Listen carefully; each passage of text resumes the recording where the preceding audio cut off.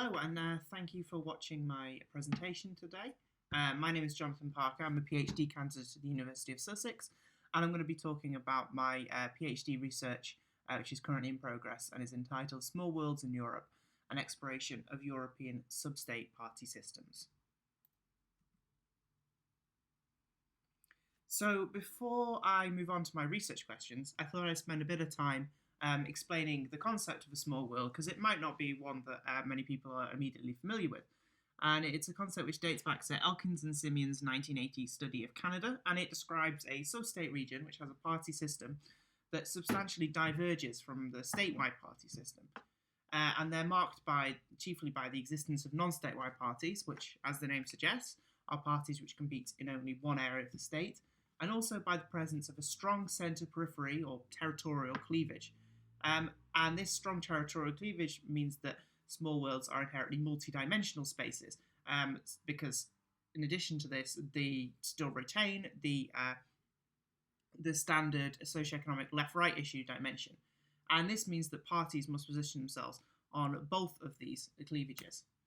So in its kind of purest form, this will result in party systems like this, which means that both left and right and nationalist and unionist parties will be split into two, and so you sort of result in four main groupings of parties.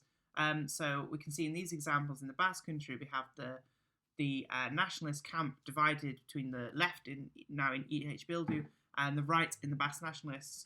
And then the Spanish unionist side is similarly represented in the left with the PSE, and in the right with the People's Party. And then similarly in the Faroe Islands, the left is divided into the pro-independence Republic Party and the pro-union Social Democrats, and then the right similarly split into the pro-independence People's Party and the, as the name suggests, pro-union Unionist Party. And then we see a kind of similar dynamic in Catalonia as well. We don't always see this clean four-party pattern. For instance, in Scotland, the kind of right autonomous space is largely empty, as the main pro-periphery party, the SNP, is located on the centre-left. And in Flanders, apparently the opposite is true, and Flemish nationalism is largely associated with parties of the right. And then in Northern Ireland, there's a different type of alignment again, in which the centre periphery and left-right dimensions roughly line up together. And if we return to our kind of pure examples again, so while these may look on face value like the party systems are structured very similarly, they do differ quite a lot in terms of how they operate, especially in terms of which issue dimension they prioritise. So in the Faroe Islands, this is very much the left-right issue dimension. So almost all governing coalitions are left-right connected coalitions formed over the centre-periphery divide. So it's governments of the Social Democrats and Republic, or it's a government of the People's Party and the Union Party. In the Basque Country, although the alignment of the parties sometimes changes, it's almost always the centre-periphery stances which take precedence, to the extent in which the Socialists and the People's Party actually collaborated in forming a government in 2009, something which would be utterly unthinkable on the statewide level. And Catalonia is an example that, unlike these two, of a situation where the salience of each issue dimension has changed quite considerably over the decades. So whereas 10 years ago we might have been talking about a system which looked more like the Faroe Islands, now it's one in which the party's stances on the independence issue are much more important in terms of forming a coalition. And similar variation within small worlds is visible when we're talking just about the overall divergence from the statewide party system as well. So to illustrate this, we look at just some examples from the UK. So these diagrams represent the composition of the devolved legislatures after the most recent elections to them. And we can see in Northern Ireland here, this is a completely divorced party system from the UK-wide party system, and all parties represented here are completely unique to Northern Ireland, and quite similar to the Faroe Islands, which we looked at before. On the other hand, we have on the other side we have Wales, which is one that clearly mostly conforms to the patterns of the UK-wide party system, although it's marked out as distinctive by the presence of this strong non-statewide third party in the form of Plaid Cymru. And in the middle somewhere, you have party systems such as Scotland, where the two types of parties are roughly evenly matched. Now, Scotland also is a good example of the fact that whereas a lot of party systems remain quite stable in their level of divergence, some of them change quite significantly. Scotland 10, 20 years ago would have looked much more similar to Wales' situation now. However, it has since become something which is rather more detached from the UK party system. So this leads me on to my two research questions, which is because I'm really interested in what are the causal factors for these variations across small worlds. So the first question is why is divergence from statewide party systems greater in some sub-state regions than others? And secondly, why does the relative salience of the left, right and centre periphery dimensions vary across small worlds? So to answer these two research questions, I've developed 4 hypotheses based on the party systems formation literature and also some contextual factors. So the first hypothesis is that lower levels of social integration with the rest of the state, and here we're talking about having a widely spoken regional language or maybe a distinct ethnic identity for the region, we think that these factors would be more likely to lead to distinctive party systems and more salient territorial cleavages, just because these factors should provide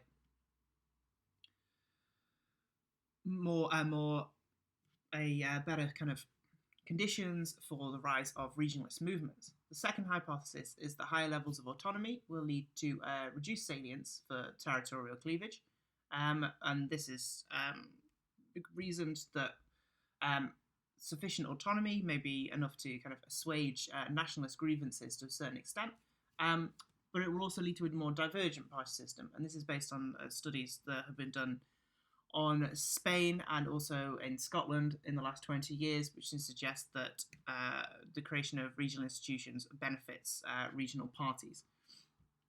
And the third hypothesis is that greater histories of regional independence and self-rule will lead to more distinct party systems and party systems with a greater salience of centre-periphery issues. And this is based on the idea that such regions would preserve a greater sense of a distinct political space, which would have attendant advantages for regional parties.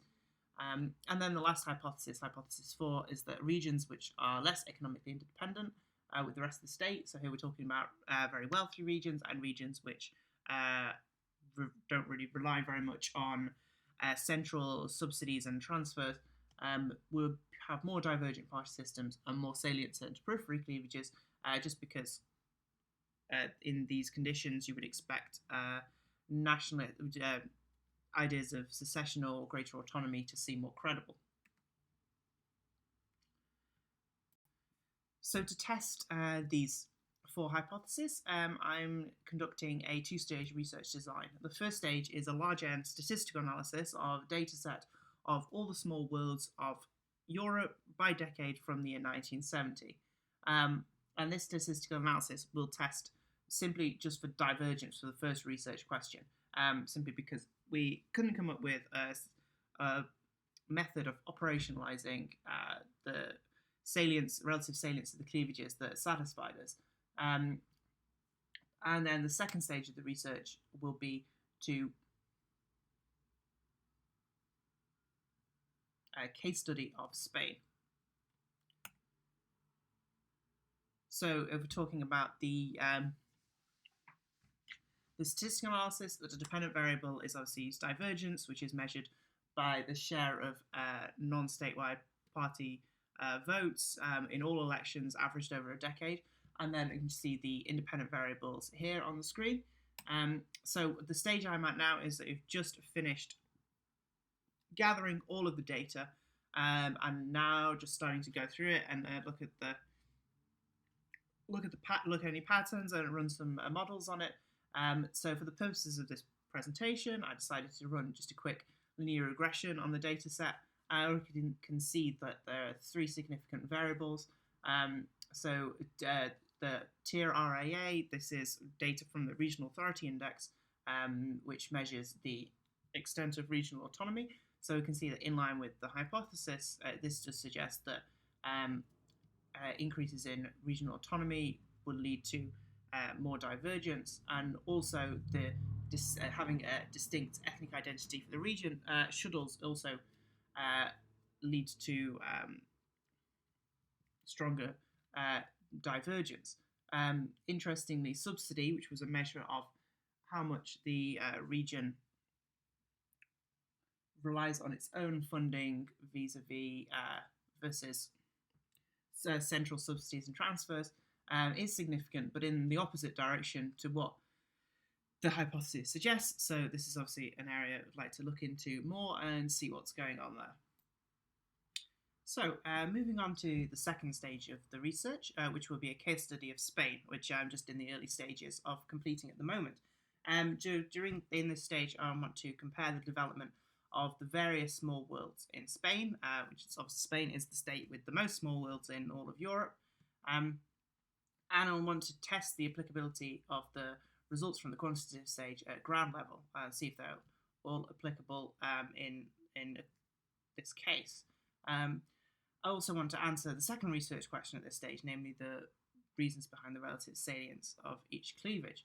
And to do this, I'm going to be conducting process tracing, analysing sociological data, and I want to conduct my own surveys of regional legislators as well.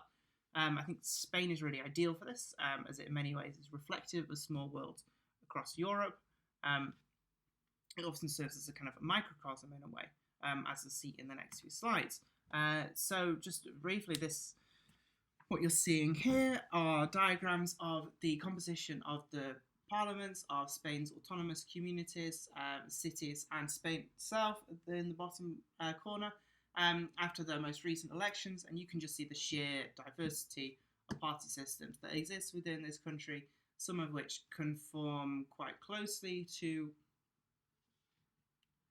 the statewide system, some of which are diverge slightly, and some of which are very different indeed. So it's definitely very reflective of the kind of spread of small worlds in this way. Also in terms of the economy of Spain, there's a lot of diversity in economy here as well. And the quantitative study initially has not shown any support for this hypothesis. And we see sort of mixed results for this when we look at the data from Spain as well, although some of the richest regions, such as Catalonia, Basque Country, are very divergent. We also have regions like Madrid, which is really not divergent at all. And then we have regions such as Canary Islands, which is one of the poorest in Spain, which is also one of the more divergent regions. And when it comes to autonomy as well, there are differences, especially when we consider the floral fiscal regimes in Basque Country and Navarra. But then there's also kind of historical differences between the speeds at which the autonomous communities move towards the full acquisition of their competences, and sort of Catalonia and Galicia especially still have some powers that other regions don't. This is obviously something that seemed significant in the quantitative study, and yeah, most of the more divergent party systems are found in the regions that have the most autonomy in Spain. However, this isn't universal, and I kind of want to do a lot of this stage is do a lot of digging to see if there is kind of a causal effect here between autonomy and divergence. A lot of kind of early studies in the 90s, after the first decade and a half or so of regional autonomy in Spain, seem to get very excited about the idea that the creation of the autonomous communities had given rise to regional party systems. Now, so far, I've not particularly found a lot of evidence for this. Like most of the most divergent party systems, they already had regionalist parties before the creation of autonomy, and they're also the regions which have the most distinct societies as well. And this is something that I want to explore in a lot greater depth in this stage of the research. In terms of society, there is a lot of difference as well. So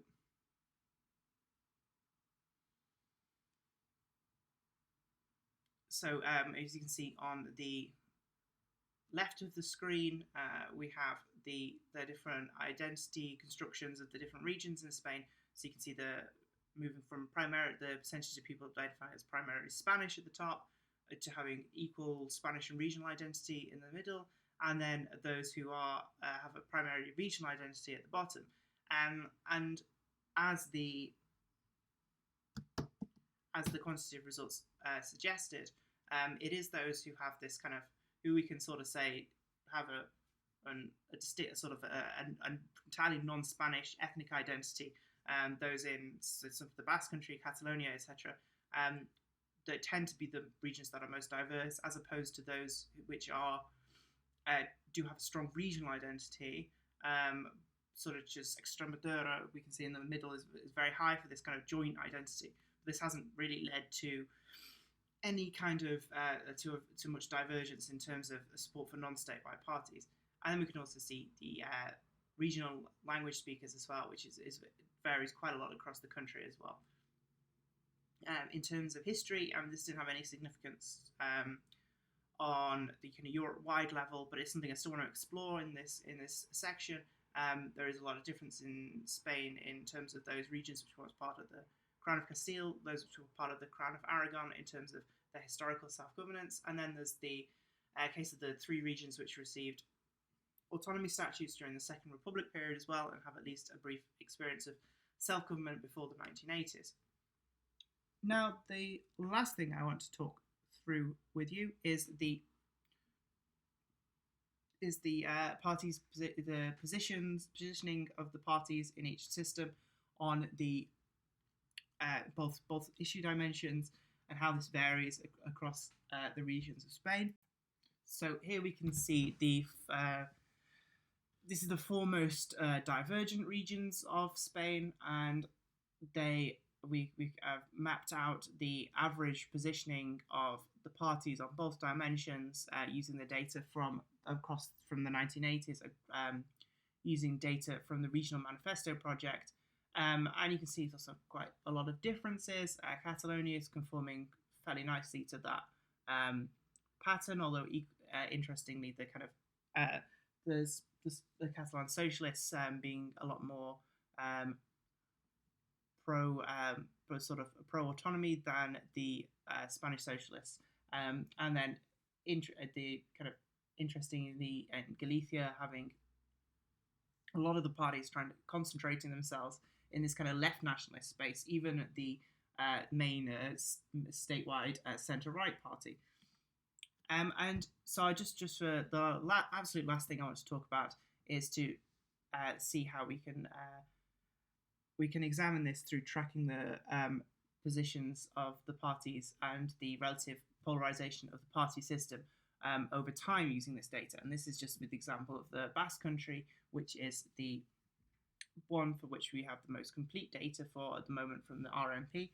I can see in the 1980s you have this system which is quite polarized especially on the centre-periphery dimension, with these two poles either side, and then this concentration of parties in the middle. And these are the parties which end up forming, because they're so connected on this issue, and to a certain extent on the left-right issues as well, they end up forming most of the governments throughout this decade and the next one, even though they start to move apart a little bit in this. And we see towards the end of the decade, there is growing rupture between the socialists and the Basque nationalists, who previously were in government together. On constitutional issues, the socialists start to move much more close to the People's Party. And from the late 90s until we start to see this pattern, especially this happens in the 2000s when the Batasuna gets is declared illegal and removed from the political arena, you either get governments made up of the nationalist parties, and then from 2009, the exceptional government of the socialists supported by the People's Party. And then you can see in the 2000s, we kind of get a reversion to the pattern of the 1980s and 1990s. And we also see a return to PNV, PSC governments in this period as well. Okay, thank you for watching and listening to me, and look forward to hearing your feedback.